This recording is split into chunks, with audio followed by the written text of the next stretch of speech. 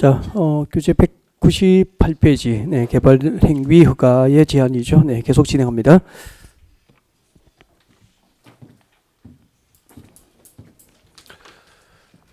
개발 행위 허가의 제한입니다. 자, 국토교통부 장관이죠. 네, 국토교통부 장관은 국토교통부에는 중앙도시계획위원회 심의를 거칩니다. 중앙도시계획위원회 심의를 거쳐서 개발 허가를 제한할 수 있고요. 그리고 또 시도지사도 제한할 수 있죠. 시도지사 그리고 시장 군수도 개발 허가를 제한할 수 있습니다. 자, 시도지사, 시장 군수가 개발 허가를 제한합니다. 이때는 이제 시군에 있는 도시계획위원회이기 때문에 지방 도시계획위원회 심의 절차를 거쳐서 개발 허가를 제한할 수 있게 되죠. 그때 개발 허가 제한 기간입니다. 자, 제한 기간은 원칙은 한 차례 1회 하나요. 3년 범위 내에서 개발 허가를 제한하는 게 원칙인데 연장 가능하죠. 연장은 1회 2년 범위 내에서 허가 제한 기간은 연장될 수 있습니다. 그렇게 했죠. 그렇게 해서 허가 제한 기간이 연장되는 사유가 있으면 최장 원칙 3년에 연장 2년이기 때문에 최장 5년 동안 일정한 개발 행위 허가를 못 받게 되는 거죠. 여기까지는 그렇게 중요한 건 아니고요. 의례적으로 그냥 간단하게 알고 계시면 될 것 같고요. 진짜 중요한 것은 이제 5가지 개발 행위 허가가 제한되는 사유, 이 5가지를 이거는 순서 그대로 제가 나중에 암기를 거의 하게 합니다. 네, 개발 허가가 제한되는 사유 5가지. 근데 이해를 하면은 안 외워도 키워드만 기억해도 쉽게 기억이 가능합니다. 자, 부담을 갖지 말고요. 자, 첫 번째 같이 봅니다. 이런 교재 보시면 되죠. 개발 허가 제한 사유입니다. 박산에 자 1번에 보시면 녹지지역이죠. 녹지지역과 그리고 계획관리지역이에요. 녹지지역과 계획관리지역에서 여러분 제 용도지역을 배우셨기 때문에 그 21개 용도지역이잖아요. 네, 21개 용도지역 가운데서 왜 하필 그 녹지지역과 계획관리지역에서 개발 허가가 제한될까? 그 이유도 나중에 좀 알게 되죠. 미리 말씀드리면은 이런 녹지지역은 도시지역입니까? 비도시지역입니까? 도시지역이잖아. 도시지역. 우리 상상을 해봐요. 상상을. 도시지역 안에 있는 도시는 크게 구분하면 4가지가 있잖아. 그죠? 네. 주거지역, 상업지역, 공업지역, 녹지지역 이렇게 있잖아. 그러면 주거지역, 상업지역, 공업지역으로 용도지역이 지정된 곳은 본래 개발 용도입니까? 보전 용도입니까? 본래부터 주택단지나 유통단지, 산업단지 개발을 목적으로 용도 지정된 곳이 주거지역, 상업지역, 공업지역. 본래부터 개발 용도예요. 그러니까 행정계획에 의해서 주택단지나 유통단지, 산업단지 등 개발 목적으로 계획한 땅이기 때문에 굳이 개발을 제한할 이유가 없잖아요. 그래서 주거지역, 상업지역, 공업지역은 개발 행위 허가를 특별한 경우 아니면 제한하지 않는 거죠. 근데 녹지지역은 도시지역이에요? 비도시지역이에요? 도시지역이지만 개발 용도입니까? 보전 용도입니까? 보전 용도잖아. 그래서 녹지지역 안에서 일정한 사유가 다음에 해당하는 일정한 사유가 있으면 개발 허가를 일정한 기간 동안 못하게 규제하겠다는 거예요. 그래서 또 주거지역, 상업지역, 공업지역 이미 개발 용도고 대부분 개발이 이미 완료된 거야. 본래부터 개발 용도고 대부분 개발이 완료된 상태인데 이미 개발이 끝났는데 개발을 못하게 규제할 실익은 없잖아. 그래서 주거지역, 상업지역, 공업지역이 아니고 녹지지역이 된 거예요. 녹지지역은 아직 대부분이 미개발된 상태에 남아있기 때문에 미래의 개발 여지가 가장 많은 땅, 도시지역 중 미래의 개발 여지가 가장 많은 땅이 녹지지역이거든. 그리고 도시지역 밖에서 미래의 개발 여지가 가장 많은 땅이 뭐죠? 계획관리지역이잖아. 계획적으로 신도시를 개발해서 도시지역에 편입시킬 목적으로 계획된 땅이니까. 그래서 녹지지역과 계획관리지역이에요. 그래서 나중에 여러분이 녹지지역과 계획관리지역에 땅 보러 갔는데 수목이 집단적으로 자라고 있어. 살림이 울창하잖아요.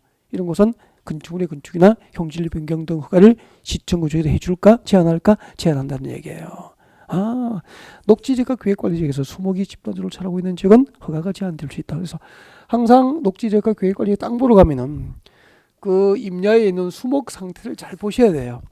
그러니까 지구미터당 무슨 나무가 몇 그루 있는지 지름은 몇 cm 되는 나무가 몇 그루 있는지 이거 다 수첩에 꼼꼼하게 적고 사진도 찍어서 시청군청, 관할 시청군청에서 개발 허가 제한 여부에 대한 확인을 해봐야 된다고. 그래야 실수하지 않죠. 녹지지역과 계획관리지역에서 수목이 집단적으로 자라고 있는 지역은 개발 허가 제한될 수 있구나. 이렇게 하시면 되고요. 그때 이제 수목, 나무잖아, 나무. 참고로 그 부동산 개발업자가 가장 무서워하는 나무가 소나무예요. 소나무. 수목은 이꼴 소나무 정도 상징적으로 기억했으면 좋겠습니다. 그 한국 소나무 있잖아요. 그 외래종 소나무도 많이 들어와 있거든. 그 한국 소나무는 한 그루만 있어도 개발의 허가가 안 나는 경우가 무지 많아요. 그래서 부동산 개발업자 가장 무서워하는 나무는 소나무라고 알고 계시는 게 좋아요.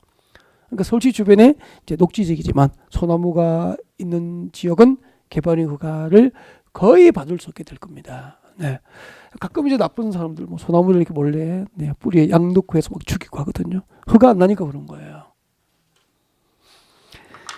두 번째는 녹지지역과 계획관리지역의 조수류가 집단적으로 서식하고 있죠. 조수류가 집단적으로 서식하고 있는 지역이니까 요즘에 철새 많이 오죠. 겨울철에. 그죠? 철새 도래지. 그래서 조수류는 철새라고 기억하시면 되잖아요. 철새 도래지죠. 그 서해안에 천수만 같은 곳은 겨울 철새가 무지 많이 날아오잖아요. 그럼 그 천수만 일대는 이제 녹지지역이고 계획관리지역이라면은 이렇게 철새 도래지는 허가 나요, 안 나요? 안 나죠. 네. 토지 투자에 실패하는 경우가 그런 경우죠. 여름철에 가면은 철새 없거든요. 그러니까 여름에 그 지역에 땅 보러 가면은 그 지역에 겨울에 철새가 온다면은 겨울의 특징까지도 볼 수 있는 안목이 필요한 거죠. 그래서 땅 보러 가면은 동네 숲속에서는 들려야 되죠. 들려서 맛있는 거 좀 사서 드시고 휴식하면서 이제 숲 사장님에게 그 지역의 이런저런 얘기를 나누다 보면은 이제 그 지역의 특징을 알 수 있는 거죠. 그럼 지혜가 필요한 거죠. 그죠? 또 마을에 가면은 이장님 댁에 찾아가서 바꿔서 한 병 들고 와서 이제 한 통 가서 이렇게 대화도 나누고 인사도 하고 그 지역에 대한 정보를 얻는 것도 괜찮은 방법이잖아요. 그죠? 네. 그 다음에 이제 우량농지예요. 녹지지역과 계획관리지역에서 우량농지 보존이 필요한 지역은 개발이 제한되죠. 이때 우량농지는 경지정리가 잘 된 농지는 우량농지로 보면 돼요. 그러니까 그 도시인들 그 지역에 뭐 거주하는 현지인이 아니면은 이런 우량농지를 외지인이 사서 개발하는 것은 상당히 어렵다는 거예요. 규제가 많기 때문에. 그러니까 경지정리가 잘 된 농지는 일단은 개발허가 제한 여부에 대해서 확인을 하셔야 될 겁니다. 현지 아니면은 쉽지 않은 개발이 되거든요.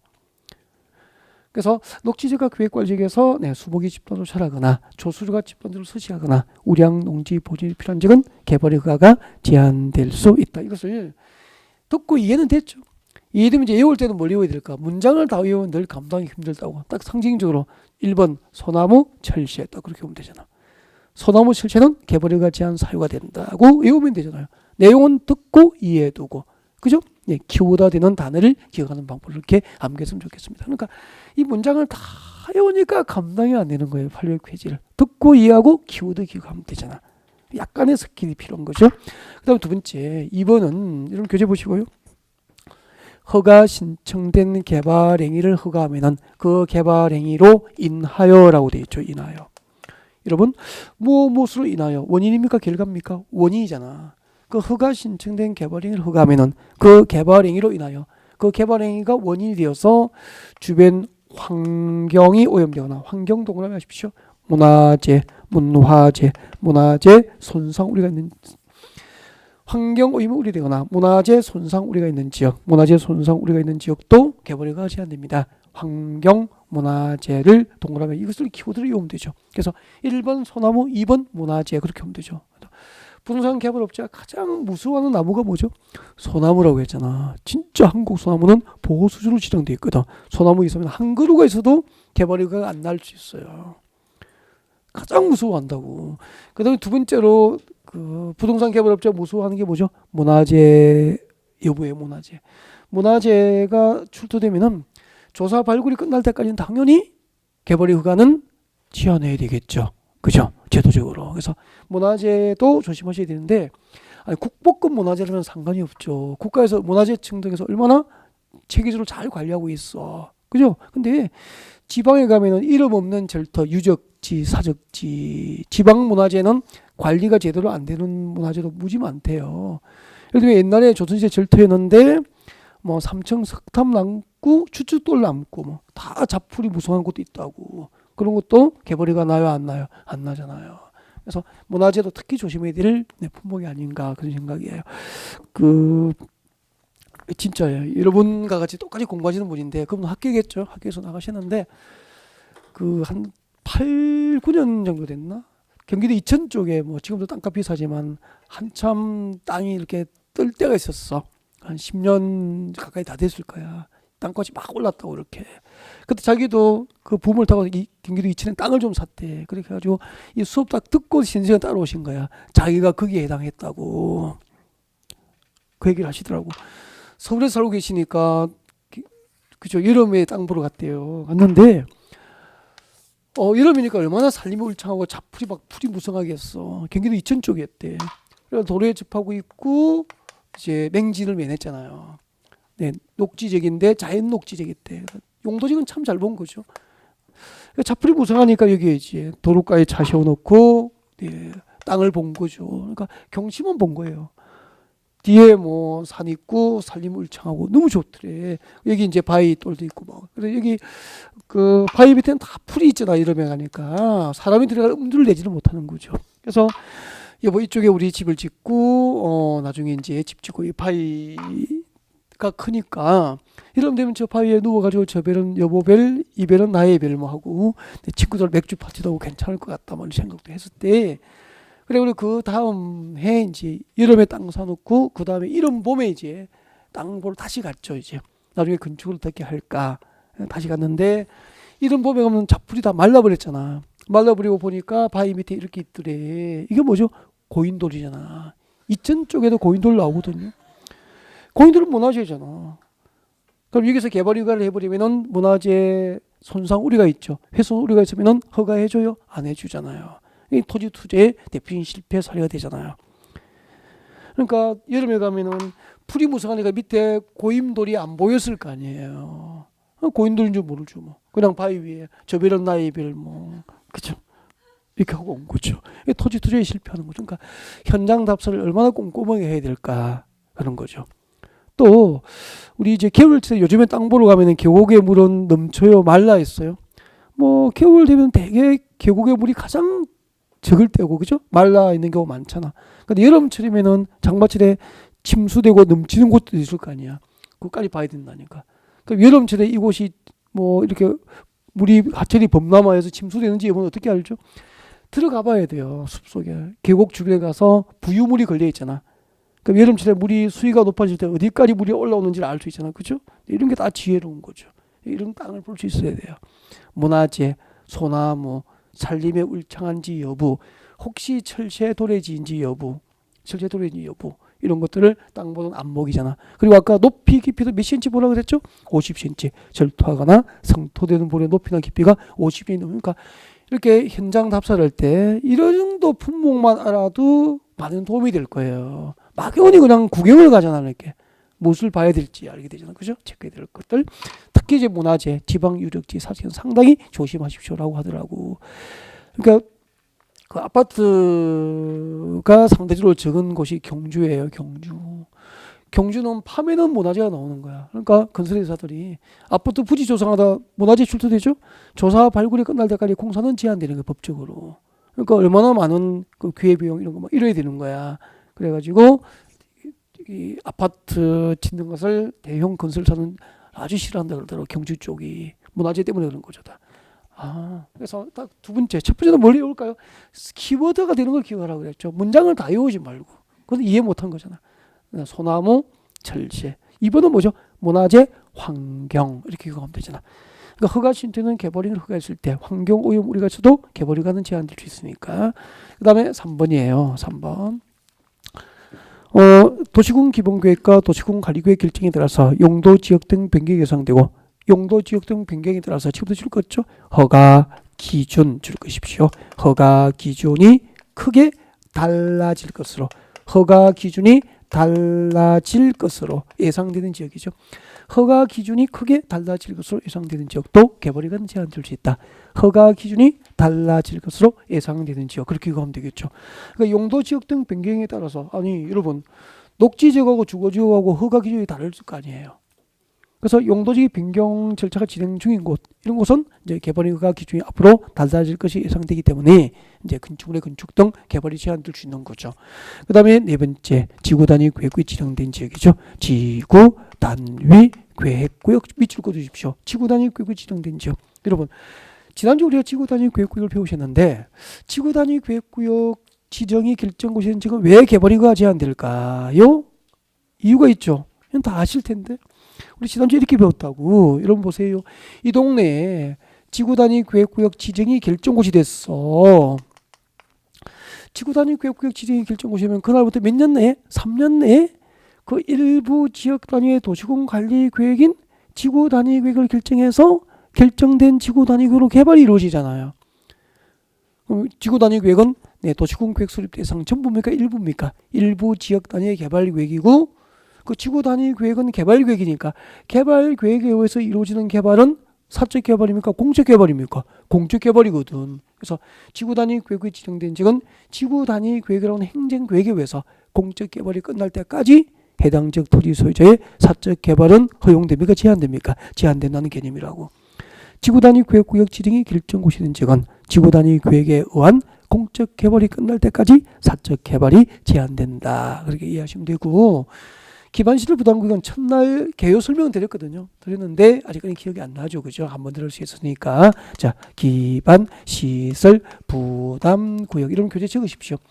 기반시설 부담구역은 이제 첫날 그 개요 설명이 입문 과정에 다예요. 그 뒤에 파트에 나와 있는데 오늘 구체적으로 들어가진 않는다고. 자, 기반시설 부담구역은 곧 이꼴 그냥 적으십시오. 교재에다가. 기반시설 부담구역은 이꼴 신도시 개발 지역이에요. 신도시 개발 지역이에요. 기반시설 부담구역은 이꼴 신도시 개발 지역이다. 그러면은 우리가 신도시를 개발할 때는 도시개발법상 도시개발 사업을 개발하든지 지구 단위 계획 등을 결정하여 개발하거든요. 그러니까 한마디로 신도시 개발은 사적 개발입니까? 공적 개발입니까? 공적 개발이기 때문에 그 공적 개발이 끝날 때까지는 해당 지역 토지 소유자의 사적 개발은 제한된다. 그렇게 이해하시면 돼요. 그래서 두 개, 4번하고 5번이죠. 지구 단위 계획구역이 지정됐거나 기반시설 부담구역의 공통점은 전부 사적 개발입니까? 공적 개발입니까? 공적 개발이기 때문에 그 공적 개발이 끝날 때까지 해당 지역 수만 명의 토지 소유자들의 사적인 개발은 허가됩니까? 제한됩니까? 제한된다. 그렇게 이해하시면 되잖아.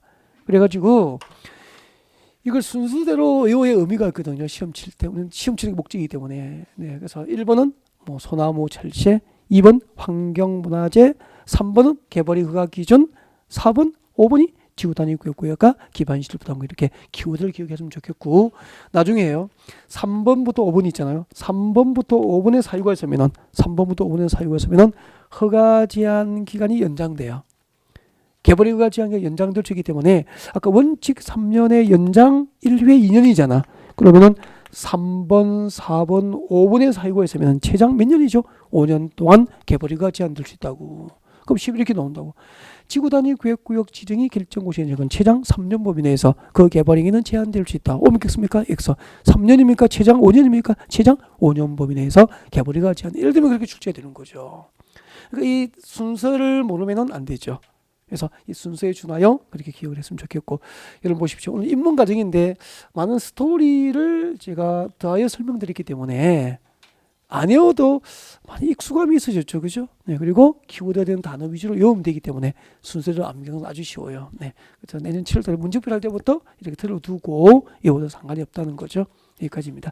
자, 이런 1번부터 5번까지 사유가 있으면은 이 1번부터 5번 중 한 개의 사유가 있으면은 국토교통부에서는 중앙도시계획위원회 그 도시계획 전문가 심의 과정을 거쳐서 개발 허가를 제한할 수 있고, 또 시도지사 시장군수도 시도 시군에 있는 지방도시계획위원회 심의를 거쳐서 건축물의 건축 등 허가는 제한될 수 있다.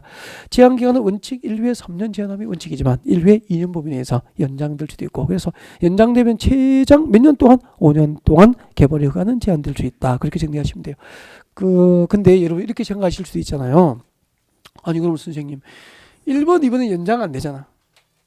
길어도 1회 3년만 허가가 제한될 거 아니야. 그럼 여러분 이런 생각이 나죠. 이런 생각이 들죠. 그러면은 소나무가 있어도 제한 기간은 3년 범위 내에서 제한이 가능하다라고 법적으로 되어 있기 때문에 3년 이후에는 허가될 수 있습니까? 라고 질문을 할 수도 있거든요. 아니에요. 3년 뒤에 소나무가 죽어 안 죽어? 안 죽어요. 그래서 제한 사유가 존재하면은 존재하는 한 개발이거나 허가가 안 나는 거예요. 근데 왜 이 제한 기간을 뒀느냐면은 이번에 보십시오. 문화재 같은 것은 고려청자가 나왔어. 아파트 부지 조성할 때 고려청자가 나왔어. 그러면은 개발기간 제한돼요. 몇 년 동안 제한되죠? 고려청자는 문화재잖아. 3년까지 제한되는 거야. 그 말은 무슨 이야기죠? 3년 내에 조사 발굴을 끝내겠다는 거예요. 그 다음에 공사를 계속할 수 있어요. 근데 고려청자는 문화재지만 3년 끝나면은 조사 발굴만 끝나면은 개발이 다시 허용돼요. 근데 아까 여기 고인돌은 돌이잖아. 고인돌은 조사 발굴해서 치워버립니까? 현장에 둡니까? 현장에 유적이잖아. 그대로 두어야 되잖아.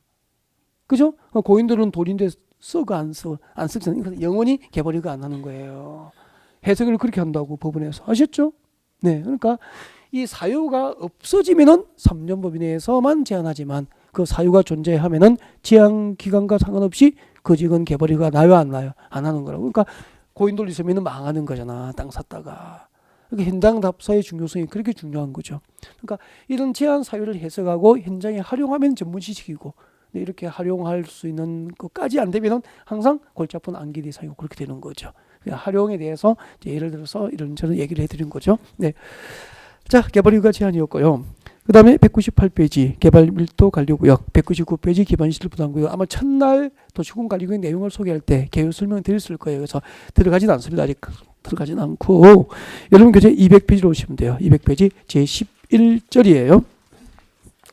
자, 11절에 오셔서 도시군 계획시설 부지에서의 개발행위 또 중요한 파트죠. 아주 중요해요. 그래서 도시군 계획시설 부지의 개발행위라고 되어 있죠. 그 제목부터 여러분 낯설잖아요. 그래서 일단 제목에 대한 설명을 하는 것으로 시작할 테니까 200페이지를 그대로 두시고 교재를 아직 보시면 안 돼요. 교재는 봐도 모르니까. 그래서 조금 이따 교재는 다 같이 체크하기로 하고 자, 일단 앞을 봐주십시오.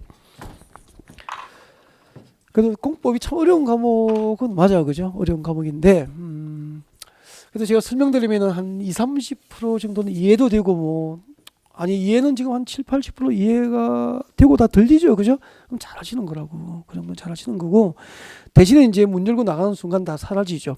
한 번 했기 때문에 그래. 계속 반복하기 때문에 상관없어요. 잊어버리는 거 스트레스 받을 필요도 없고 못 알아들으면은 다음에 또 두 달에 한 번씩 계속 돌아가기 때문에 그래서 한 번 들을 때 한 30% 알아듣고 그 다음에 들을 때 절반 알아듣고 세 번째 80% 알아들어도 되는 거 아니에요. 앞으로 공식적으로 한 9번 정도 반복하니까 그래서 너무 조급하게 생각하지 말고 천천히 재미있게 그렇게 시작을 했으면 좋겠습니다. 네. 그러니까 처음에 공부를 너무 열심히 하는 것도 저는 겁나요. 저렇게 열심히 하다 금방 그 열정이 식어버릴까 봐. 그래서 처음에는 그냥 하던 듯 마는 듯 그냥 빠지지 않고 학원에 나오시는 거 감사하고요. 그리고 다음 주까지 일주일 동안 한 번씩 보고 싶을 거 아니야. 죄송합니다. 한 번씩 인터넷 강의를 이렇게 한 번씩 듣고만 와줘도 저는 고맙죠. 충분해요. 그 정도면. 아셨죠? 연말 쉬시고 다 하시고. 급한 일 있으면 안 나오셔도 되고 인터넷 강의를 한 번씩 보시면 되니까 그렇게 하셔도 되고 처음에는 이렇게 서서히 시작했으면 좋겠습니다. 멀리 오래 뛰는 자 처음에 열심히 뛰지 않죠. 네, 처음에는 서서히 그렇게 하자고 차근차근. 자, 시작합니다. 자, 이번 시간에 배워야 될 주제예요. 주제를 먼저 적어보겠습니다. 네, 도시군 계획시설 부지죠. 도시군 계획시설 부지. 도시군 계획시설 부지의 개발행위예요. 도시군 계획시설 부지의 개발행위 이거 배울 거예요.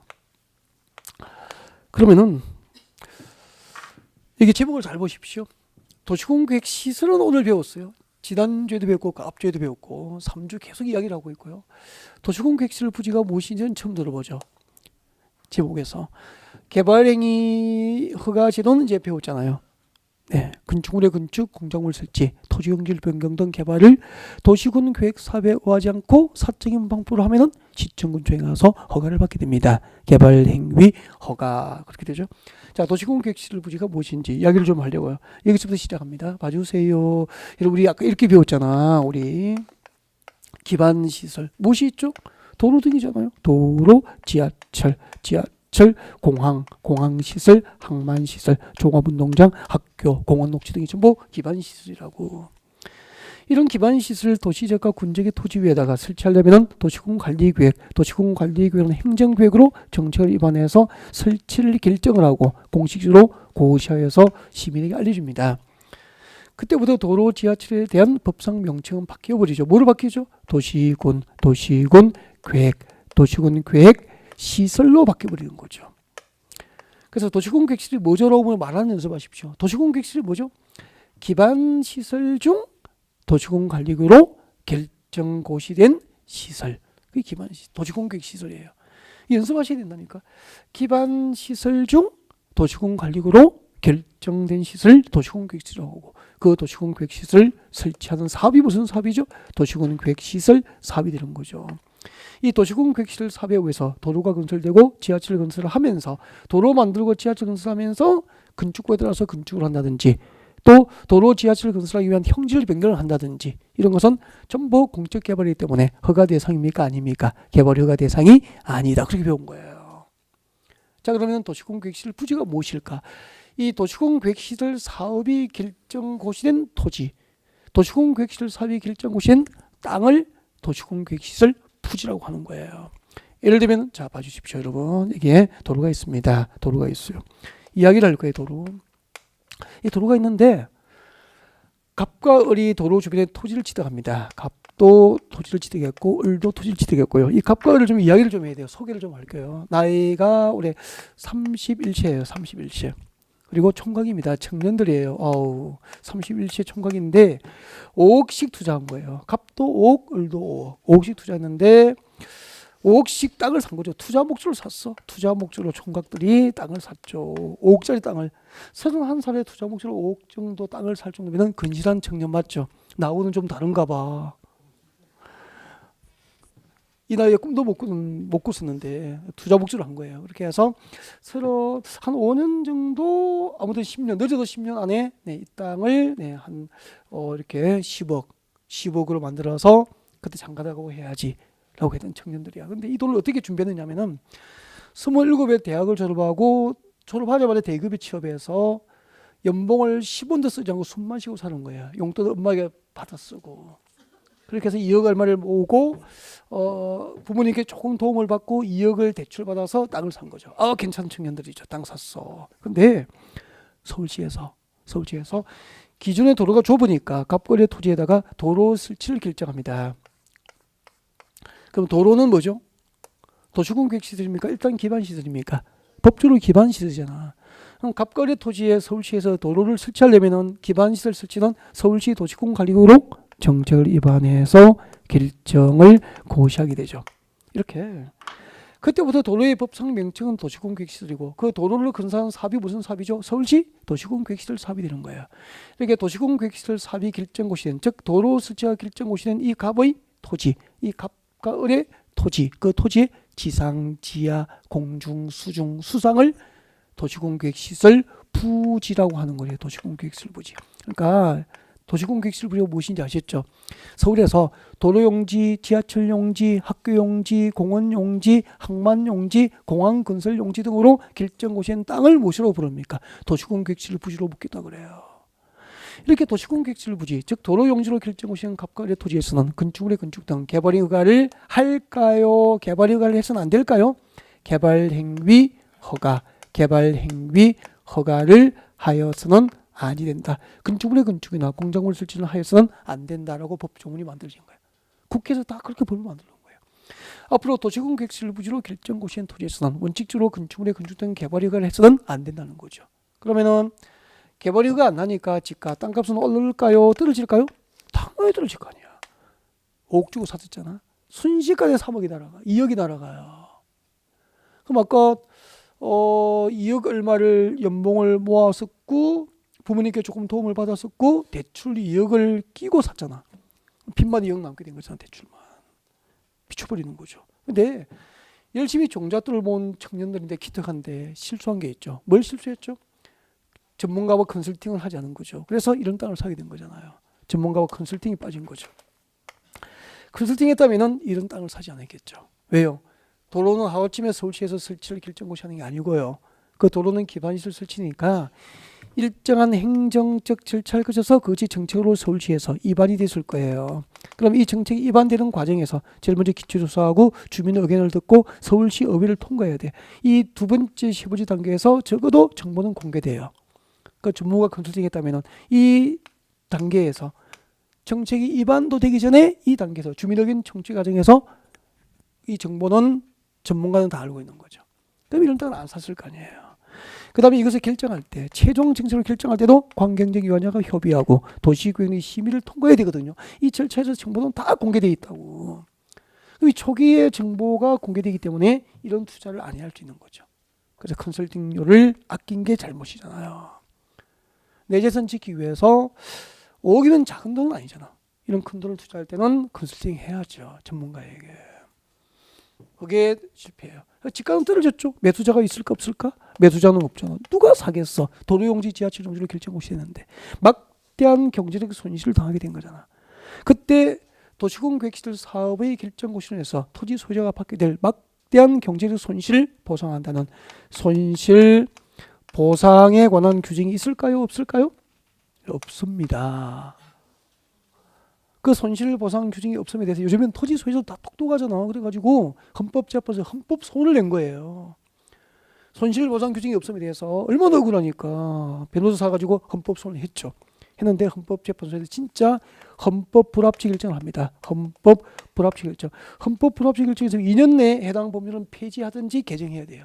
지금 우리가 공부하고 있으니까 폐지된 겁니까? 개정된 겁니까? 개정. 이렇게 해서 손실보상 제도가 도입되지 않고 대신에 이 땅을 시청과 군청에서 매수해주는 매수 청구 제도가 도입된 거라고. 그렇게 해서 매수 청구 제도가 도입되는데 그 매수 청구 제도를 지금부터 우리는 수업하겠다는 거예요. 지금부터 우리가 공부하게 될 주제 매수 청구 제도가 어디서 도입되는지 그 배경을 여러분이 깔아드린 거죠. 그래서 여러분 교재 200페이지 같이 보겠습니다. 200페이지 제11절 01번 교재 보십시오. 자, 도시공계획시설 부지에서의 개발 행위는 1번의 제목이 허용입니까? 제한입니까? 양거를 1번에 보니까 개발 행위는 제한되라고 되어 있잖아. 여기 읽어보겠습니다. 서울시청에서는 이렇게 읽어도 되죠? 서울특별시장 나와 있으니까 특별시장, 광역시장, 특별자치시장, 특별자치회사, 시장우선 즉 서울시에서는 자, 지금부터 밑줄 그십시오. 밑줄 그십시오. 두 번째 줄에 도시공계획시설 설치 장소로 결정된 지상, 수상, 공중, 수중 또는 지하까지 밑줄 것이십시오. 두 번째 줄에 도시공계획시설 설치 장소로 결정된 지상, 수상, 공중, 수중, 지하 여기까지 밑줄 것이고요. 밑에 적으십시오. 여기까지 밑줄 그어드린 것을 무엇이라고 하죠? 도시공계획시설 부지라고 합니다. 도시공계획시설 부지라고 부르는 부지.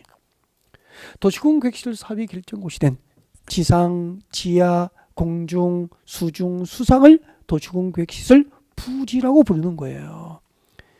이 도시공계획시설 부지로 결정고시인 토지에서는 그 다음에 손 떼시고 그 도시공계획시설이 아닌 건축물의 건축이나 공작물 설치를 허가해서는 된다 안 된다? 안 된다. 이게 법조문이에요. 그래서 간단히 하면은 앞으로 도시공계획시설 사업이 결정고시인 토지에서는 건축물의 건축 등 개발 허가 나요 안 나요? 안 난다는 게 원칙이다 이 말이에요.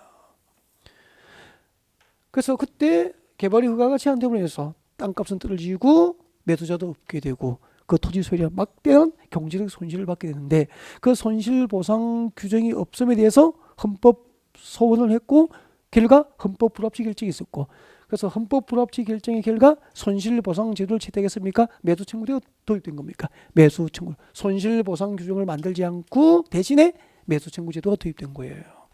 그럼 지금부터 도로용지, 지하철 용지, 학교 용지, 한강대교 건설 용지, 종합운동장 용지 뭐 등으로 결정고시인 땅이 서울시에 무지 많다고. 여러분 생각하시는 것보다 훨씬 많아요. 많은데 그 많은 도시공계획시설 부지가 전부 서울시청을 대상으로 매수 청구할 수 있을까? 아니에요.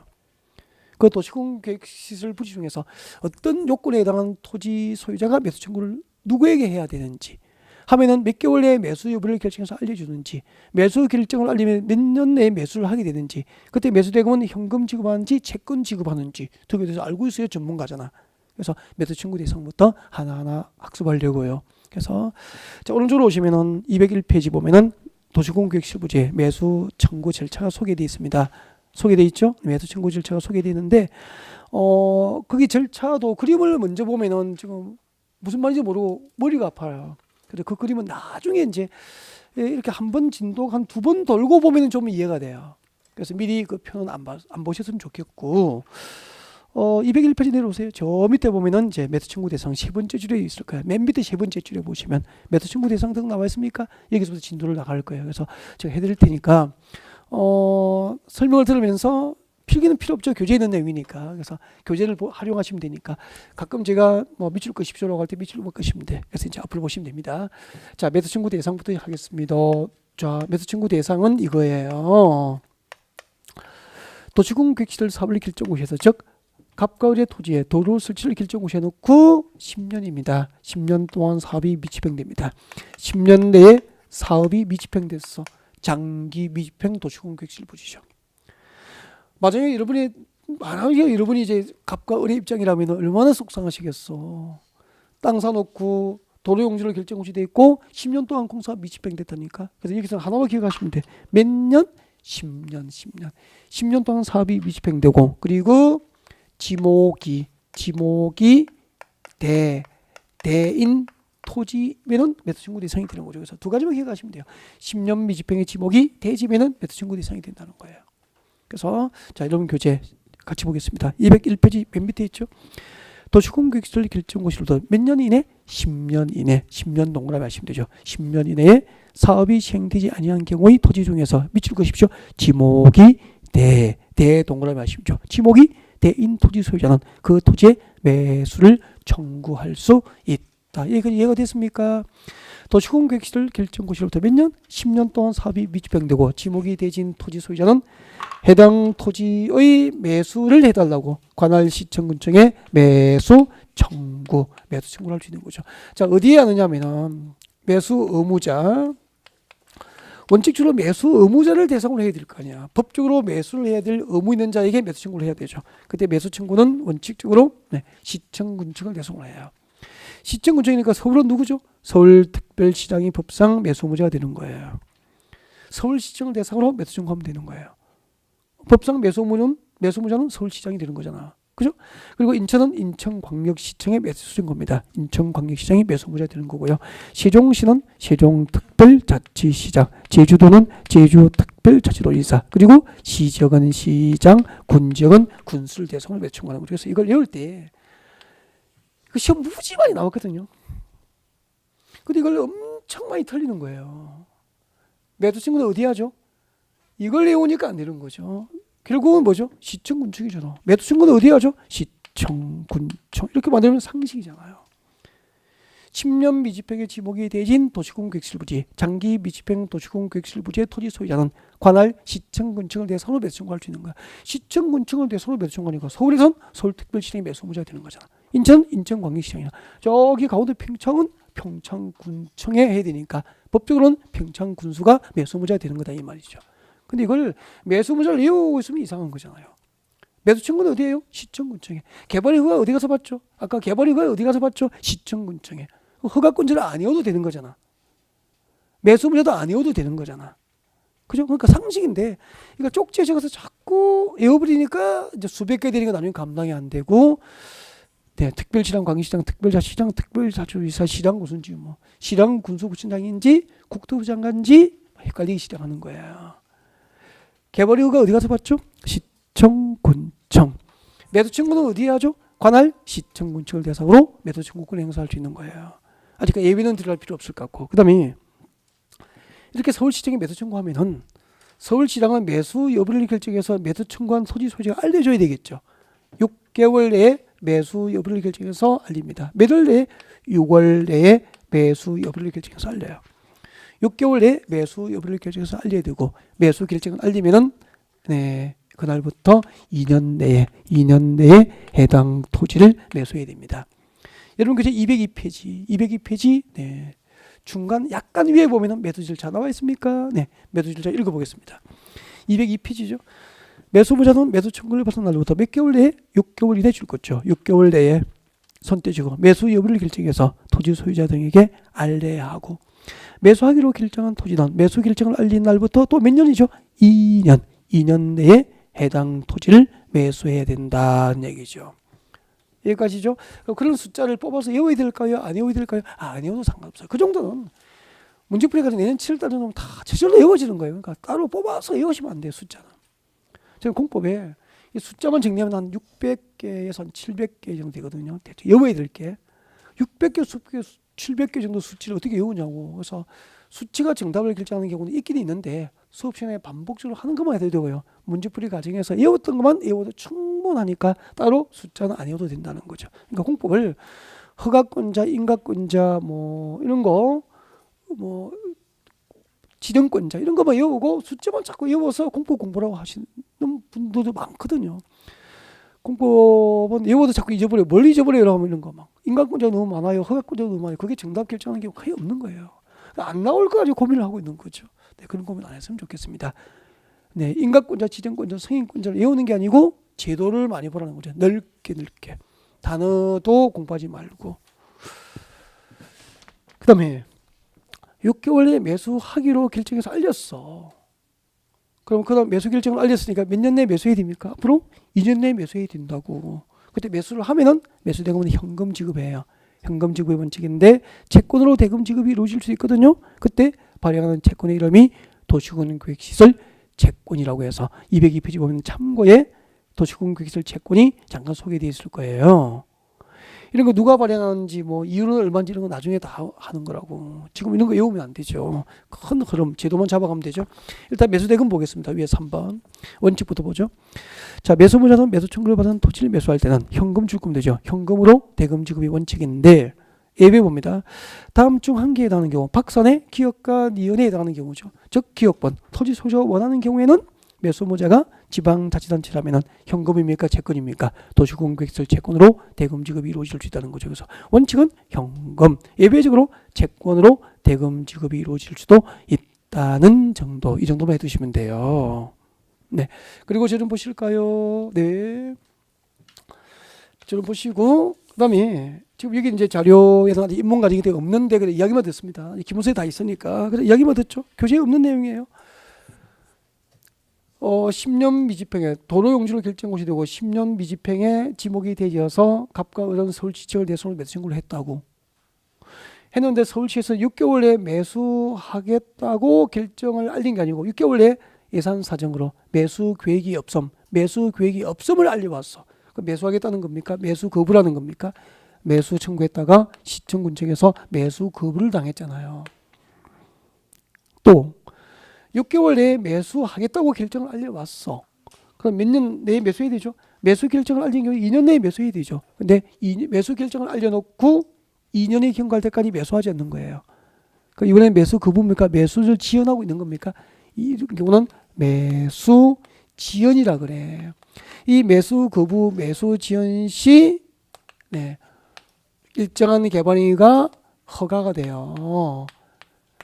매수 청구했다가 매수 거부를 당했거나 매수 결정 알리고 시에서 2년 내에 매수하지 않는 경우 매수 지연 시에는 일정한 개발행위가 허가되는 거죠. 이때 허가 대상은 예를 들면 3층 이하 단독 주택 등은 허가가 가능한 거예요.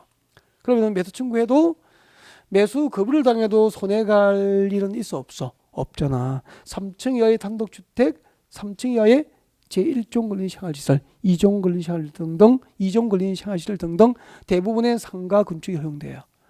그럼 3층 이하인 단독주택과 3층 이하인 상가 건축, 1종 근린 생활시설이나 2종 근린 생활시설 건축이 허가되기 때문에 건축주는 손해할 게 없죠. 토지 소유자는. 그러면은 매수 거부를 당하더라도 개발인 허가가 가능해지니까 땅값은 그대로입니까? 오릅니까? 주변의 토지 가격만큼 상승하겠죠. 그리고 매수자도 생기게 되잖아요.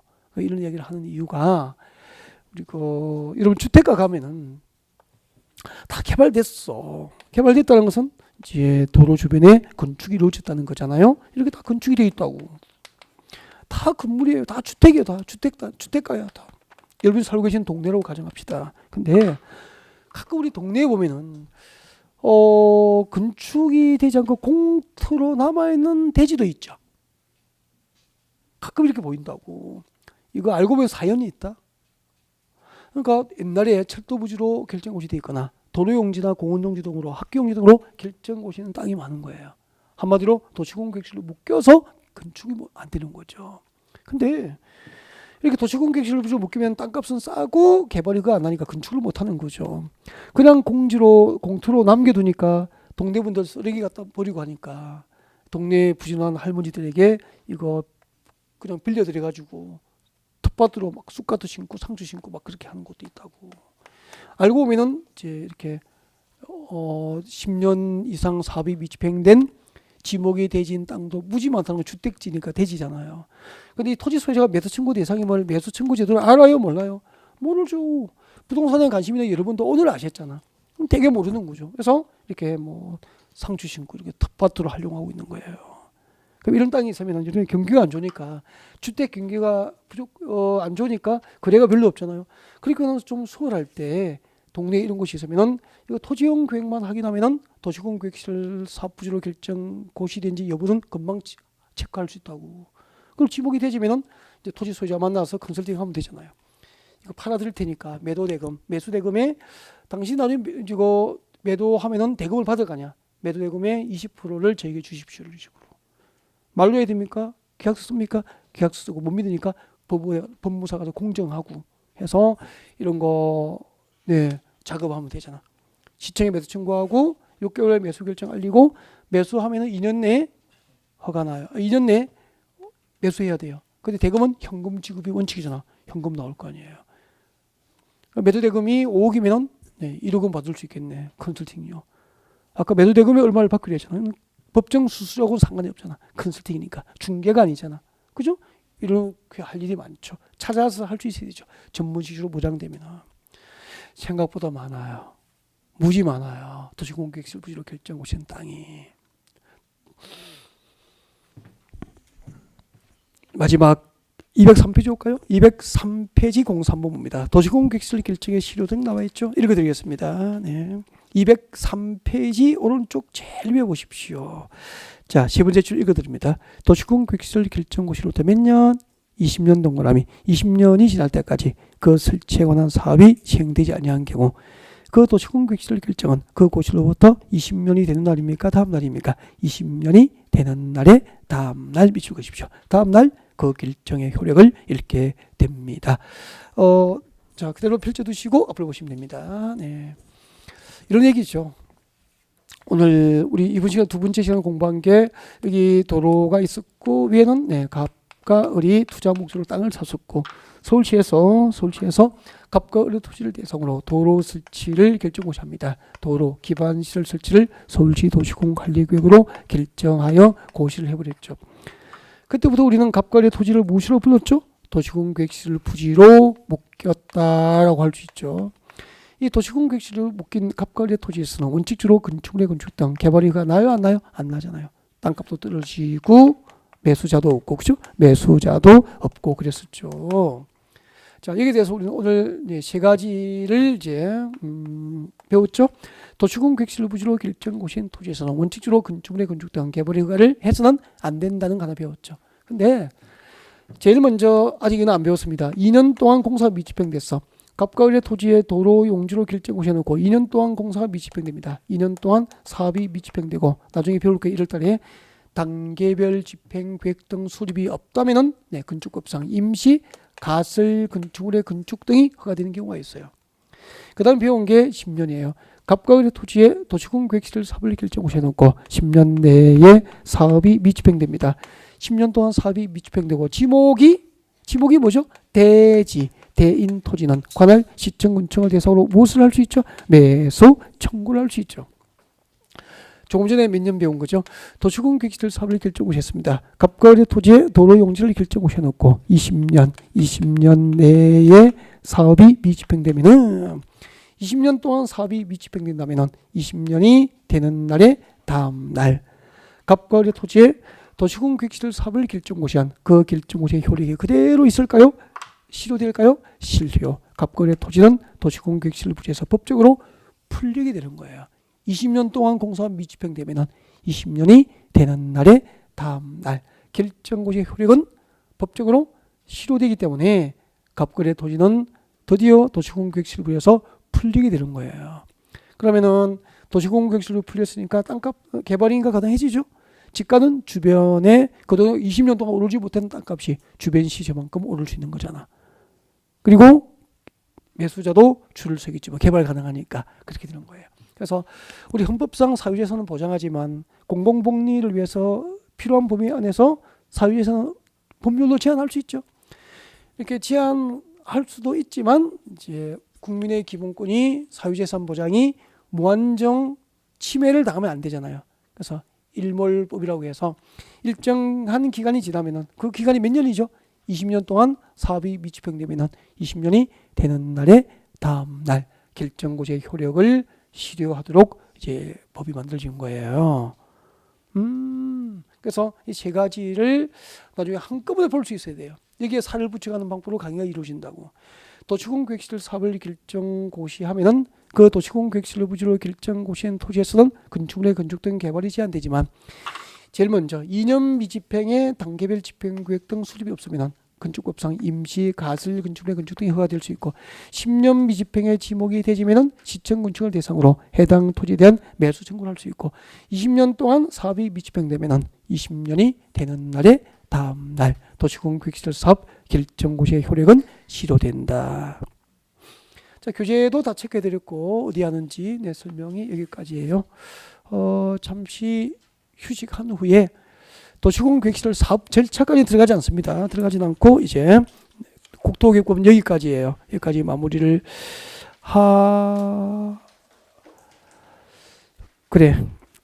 여기까지 마무리를 하고 조금 쉬었다가 도시개발법 진도를 받도록 그렇게 하겠습니다. 네.